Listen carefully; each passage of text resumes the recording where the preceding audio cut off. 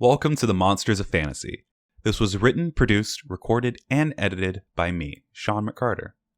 Monsters of Fantasy is a production in which I will explore the truly horrific side of the fantasy world known as Dungeons and Dragons. There are content warnings in the show notes below.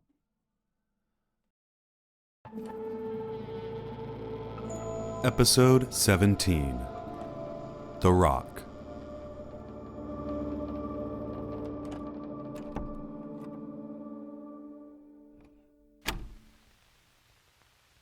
This is an entry for the legendary monster known as The Rock, taken from a letter written by Dame Commander Benham. I will get the important stuff out of the way, for I fear I may not be able to finish before my death croak, be it by the elements or the wicked beasts that claim these lands. I feel the cold, dark embrace awaiting me. First, I have failed you, my king, and you, the gods. Sent forward in thy name we have failed, not from lack of effort, for all your sigil-bearers were brave, but merely because we were fools. I suggest the next captain you send be better prepared for the horrors that await. That leads me to my next point. You sent us in hopes of new land, and I have seen it. Beyond the mountains and beyond the sea, I saw all the lands not yet cleansed by Paylor. Learn from our mistakes, King Civil, for there were many, and claim this land as your own. And, lastly, maybe most important, my dear Tabitha, the love of my life, I will not be returning. The last 20 years we spent together were spent in pure joy and happiness. We have no children, so all of our estate and property is now yours. I know these words must be hard to bear, and I can just picture your soft eyes wetting the pages I now hold. But Tabitha, I beg you, please stop reading now. I want the memory you have of me to not be tarnished. Remember the valiant knight who swept you off your feet at tourneys. Remember the nights we stayed in bed together, and remember soaking in the saunas. Remember me as your brave wife, Tabitha, and not as the knight who fell from grace. And while you of all people, second only to the king, should know how I perished, I beg you to not read forward. I will begin with the night of our last correspondence. Forgive me, for I don't understand the arcane ways of the Archmage you sent with us, but it was my understanding that he was reporting to you every week. And if I'm correct in that, then you last heard we had gotten stuck in another canal of water, choked off by the frozen tops of the ocean. We had sent men out to carve our ship free from the ice, but, alas, the gods of the sea are cruel and unforgiving. We tempted and provoked Umbra, I know that now. She warned us with many obstacles, the whirlpools, sharks, and the floating pillars of ice jutting out of the sea. But alas, she had caught us in a death grip made from ice. Our ship was trapped for 3 days, last you heard. We had men working effortlessly through the long nights to try and dig their way out of the ice. We took shifts in a dome of heat erected by Archmage Linus to keep us warm throughout the night. The first 2 nights trapped were spent on the deck of the ship.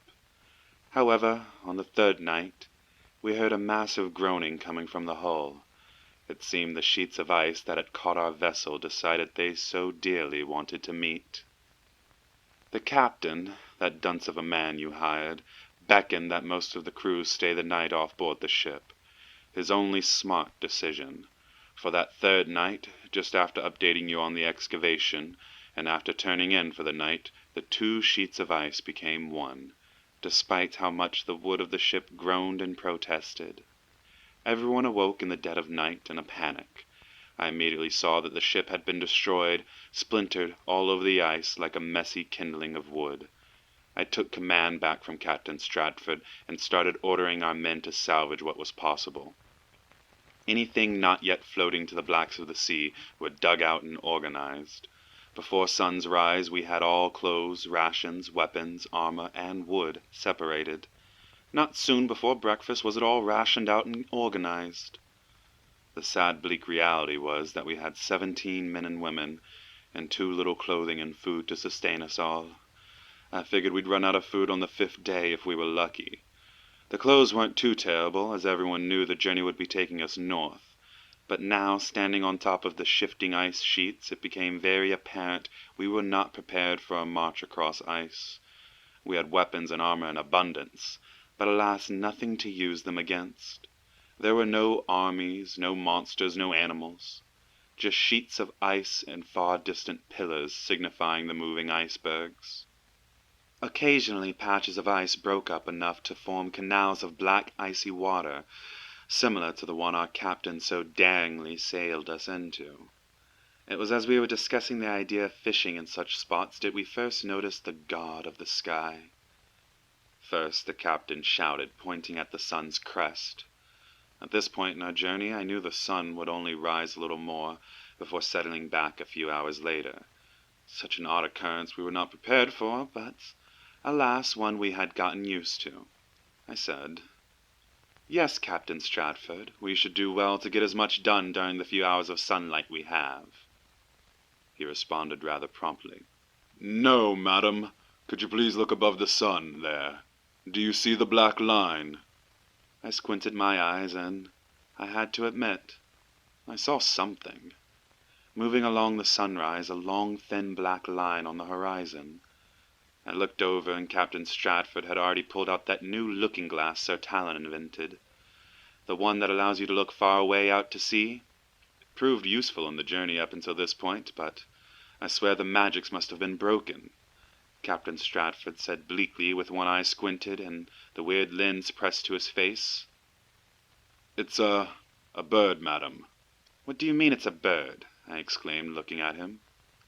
Linus, whose hands were also cupped around his eyes, said solemnly under his breath, "Dear gods, that can't be a bird, Captain. That has to be an ancient dragon for us to be able to see it with the naked eye."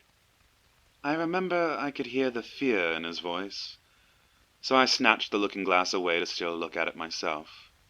It must be broken. "What do you see?" I heard Linus behind me. "A large bird."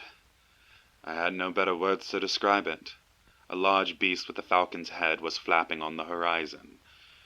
It's just if the looking-glass was true, then this was no bird we'd ever seen. I'd only heard fairy tales of ancient dragons to the east, but never did they wear the face of a falcon, my lord. I handed the glass to Linus, who after a moment of looking handed it back to me, while hefting out a large tome from beneath his robes. "No," he started with a pained chuckle. "That is no dragon, I fear, my lady. I have absolutely the daftest idea of what it could be. But that thing is gargantuan in size, and looks like a bird of prey. I suggest you order your men to find shelter, or prepare to fight." He didn't look up from the brown pages at all, as I asked him what he intended to do. "Madam, I don't have any spells for running, and it's just a giant bird. How troublesome could it be?" That was our first mistake, King Civil. I promise you, if your men see the master of the sky, if they see the great bird god descend upon them, then tell them to hide and not fight. First was the sheer speed and haste in which the creature arrived. I shouted at my men to start donning armor and weapons, bantering them on to slay such a great beast, and we would have food for days. That this fight for our lives was in more ways than one. Men scrambled left and right, grabbing armor and weapons. The ones in leathers and simple chainmail fared well at first. But there were a few of us, I included, my lord, who were caught in the middle of dressing, and had to resort to the second option of running. And before you label me a coward, I beg you to read on. The monster, not even 2 minutes after being spotted, vanished into the clouds above. We figured we had a good 20 to 30 minutes before the monster could possibly have arrived to make an attack.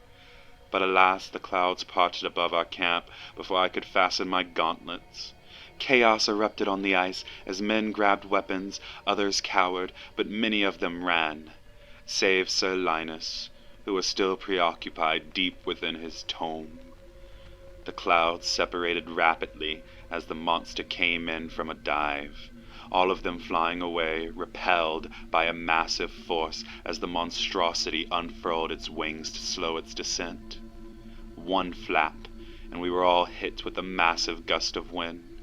I saw Sir Linus's tome spiral out of his hands. He clutched at the air after it, and in the blink of an eye, he was gone. Not all of him. He left his legs behind, standing there, with his guts freshly spewing out. And not a heartbeat later was my entire field of vision filled with feathers. I ran my eyes in a panic, scanning the entirety of the monster's gargantuan size before I found its face. It had the face of a falcon, but its plumage and size was like none I'd seen before. Its wings weren't even outstretched fully, but its wingspan could fill the king's court twice over. It had to be at least 300 feet from tip to tip, and stood towering over any man another 70. Its breast and underwing were a beautiful white, the same color of the sky reflecting snow. However, all around its beak was a blood-red mask that turned to the darkest of blue right past the eyes, mimicking the night sky. The blue and red pattern could be found all along the tips of its wings and tail, but the bulk of its back was the same brown that most birds of prey carry. Its massive beak was wide open, large enough to swallow an entire battalion of horses whole. But unfortunately, the only thing spiraling above its beak was the upper half of Linus, organs and tattered cloth alike falling into its gullet. It swallowed and gave a bob of its long head, and with an ear-piercing shrill, this god, for that's what it had to be, the god of the sky, was letting us know that he had come here to feast. Men tried running, but it bounded and leaped after them, plucking them from the ground as easily as a finch plucks a seed. It made no difference whether they were in plate or chain mail. Everyone caught in the creature's grasp was cut down. It stopped only when it came to Sir Tomlin. He had managed to get dressed in full plate, but all the gleaming metals and house sigils only slowed him down. He swung a massive greatsword at the monster as it descended upon him. The blade cleaved a small chunk out of the beast's leg, only to fall clattering to the ground. The bloodied tip of the beast's talon was gleaming through his polished bronze. But as the beast launched itself with its wings, it noticed Sir Tomlin still affixed to its claws. It reached down with its beak to peel off what remained of the knight, but became perplexed by its armor. It flung Sir Tomlin to the ground and started working at him like a seagull opening a clam. At this point, anyone left alive had scrambled and hid, some under the piles of wreckage from the ship, others to the far-off ice pillars. But we all watched as the giant bird pried open the man's armor. It seemed he was still alive in there, screaming madly once the thing started flinging his entrails everywhere. Once the screaming stopped and the beast was finished with its meal, it became all but quiet, save the hushed and panicked breathing of Captain Stratford. It seemed that he and I found the same shelter underneath what used to be the sleeping quarters of the ship. We watched the bird start picking up bodies and piling them all together. Our dear friends and comrades we just broke bread with hours before were now being piled like a butcher preps a meal. Soon it became hard to distinguish the faces amongst the pile of the dead. At one point in its cleanup, the monster had found someone hiding. Gods bless them. Poor lad sneezed and the bird plucked him from his hiding hole in the ice. After the beast finished snacking on a few leftover bodies, it picked up the pile with its claws, and it came down for a second swoop to fill up its mouth. So many men carried into an early death in no less than 20 minutes. The last of us watched as the beast flew away, dropping a few limbs during its takeoff. I felt like we sat there for an hour, not moving amongst the carnage and bodies, but it could have very well only been a few minutes. Once we knew the beast was completely out of sight, and that was while we were using the special lens, did we move from our hiding spot and start searching for the others. There were only 4 of us left, Me, Captain Stratford, and 2 of the footmen we brought along, Caleb and Gale. We found the 2 almost a kilometer away, hiding behind a large jutting pillar of ice. I tried to keep tensions calm, but emotions and voices were raised. I don't blame them. They all watched their adopted brothers and sisters of the last 6 months get butchered in front of them. The once vast whiteness of the ice sheets we were stranded on was now dotted and littered with the bodies and limbs of the slain. Blood painted the snow and ice, marking the one lone spot in this icy sea like a tombstone made of red. Snow started to fall, as if the frost maiden god Arul was trying to cover up the bloodbath herself. But no matter how much snow pelted down that night, all I could see was red. The next 4 days were spent in a bleak dreariness. We lost Gale to the cold. Hypothermia had set in her blood, and once her blackened nose fell to the ground, we added her to the dead outside. That happened on the 2nd day after the attack, or the 6th day of being stranded. And that night, I believe, is when we lost Captain Stratford. I could see it in his eyes. He had lost his ship, and he had lost his crew. He was a broken man, and in the night I heard him slip away. He left all of his things here save his uniform, and we have yet to find his body out in the vastness. The following morning, I found Caleb hunched over the fire, ripping apart a severed hand with his teeth. And I must admit, I did something not honorable for a knight of the King's Guard. I thought myself a stronger woman, someone made of more honor. But when the gnawing came at my stomach for the 7th night in a row, I feared I wouldn't see an 8th. But alas, I have Sir Tomlin to thank for my continued suffering. I also have him to thank for recording this encounter. It was in his waistband I found this, some unfinished scrawlings written in a happier time to a widow. I started writing this as an account of the events that happened, either before I went completely insane or perished out here on the ice. But, unfortunately, I fear this is the end of my writing. I see the beast cresting the horizon once again, and I refuse to die without a blade in my hand. Your Dame Commander, Liana Benham. Well, end of story. I know this is as shocking for you as it was for me to hear a personal account from the historic Northern Peak expedition. I believe it was under the legendary boy King Civil, who, after being crowned at the age of 12, sent a group of knights after he had heard rumors that an ancient city with advanced technology could be unearthed in the icy tundra that covers our northern hemisphere. This was something of a children's tale at the time. However, these expeditions that expanded into his early 20s before his untimely death did prove useful. While no technology was ever unearthed, we had gained great knowledge of our world, both in nature and arcane. So much so, he's renowned for having led many of these discoveries, like the discovery of an ancient gargantuan predatory species, something that, 1,500 years later, you can still find in almost any major history book.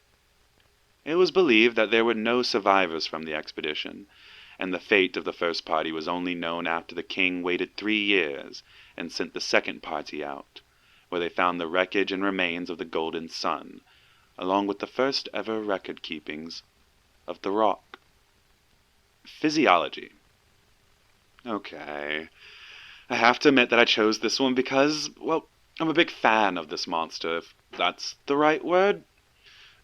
To see one in person is just breathtaking. They are the largest recorded naturally occurring beast. There's nothing arcane about them at all. They don't come from other realms or from amongst the stars. They, through various research, also seem to be the absolute oldest dated creatures still alive. It's no wonder they haven't evolved or changed in millions of years. They don't need to. The average wingspan of a rock stretches to almost 200 feet across, growing indefinitely with age. Which makes me wonder, just how old was the first rock that our nation encountered? They have talons larger than most men, and a beak the size of a cottage. But other than that, there isn't much special about them. They have the same basic anatomy of an eagle, while slightly more archaic in some features, and are quite obviously gargantuan in size. They are just birds. Luckily, they prefer a harsher climate than most normal people in the world, and you can go your whole life without encountering one of these magnificent creatures. Weaknesses and resistances. So while they don't have any true weaknesses or resistances, I feel that a brief marking of N/A does not do this creature justice. While normal weapons may hit and harm the beast as intended, no simple weapon wielded by a normal man would so much as put a dent in these creatures. Same in regards of most poisons, and while they are not naturally resistant to them, you would need a large dose to harm such a creature. Honestly, your best bet is running and hiding, but if you must fight them, do so with caution and the use of magic. Attacks and abilities. Nothing fancy here, let's be honest. While my favorite entry so far, the rock is pretty straightforward. It's a large predatory bird. It uses razor-sharp talons alongside an equally dangerous beak to kill its prey. These weapons, as notated in the letter, can rip through any armor crafted by mortal men. It's no wonder the first people to ever encounter this creature thought it was a god. The scary thing, though, is how did Nico get his hands on an original copy? For, on the back of the first sheet, was the shaky handwriting of a forgotten soldier. Dear Lucy, we've been stuck for 2 days, and I fear I may not return.